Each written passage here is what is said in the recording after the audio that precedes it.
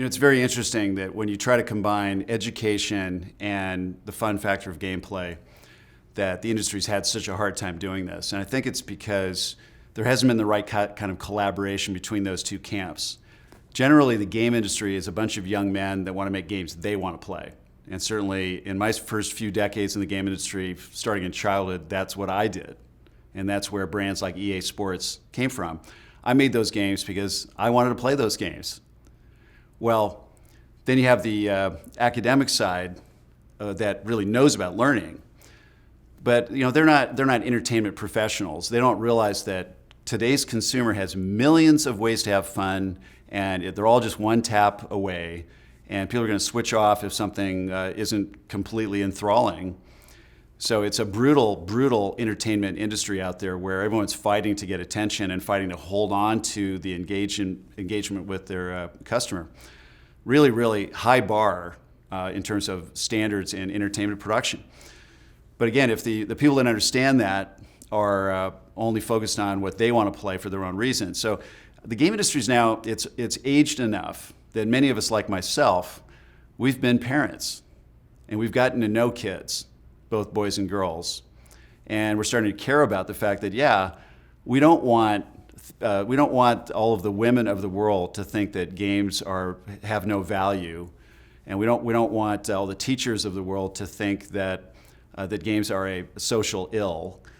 When there's all this potential learning power, it's just that in order to unlock that learning power, you've got to basically follow 3 rules if you're going to make it work for everybody. First of all, the gameplay must be the foundation, because if the child is not engaged, you're done.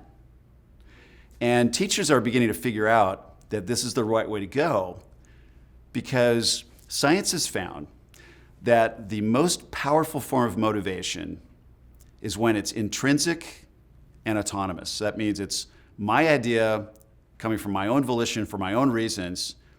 And who is it that feels that way in terms of motivation? The gamer that's in their game. And also, learning requires paying attention. Well, where are the kids giving their attention right now? To their mobile device. So you really need to meet people where they're at. Start with that foundation of fun gameplay. But that's not enough. You then have to have real curriculum that the government cares about, because then the public will care about it.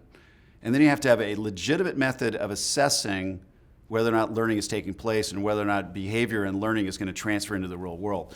So that formula of 3 things is what matters. That's what would have credibility with parents and teachers. And the funny thing is, if you look at the history of the game industry, the first example that conformed with that, it appeared over 30 years ago. Typing tutors. They're fun little games. You're shooting down spaceships by typing correctly, and it's measuring your typing speed and accuracy. And then we went through 30 years where there wasn't another example that appeared that had those 3 ingredients. Wow. And again, that's just because I think there's this breakdown where maybe tackling a subject like math was just hard enough that nobody wanted to really take it on, and the gamers wanted to make games they wanted to play, and the academics didn't really know how to make it fun enough.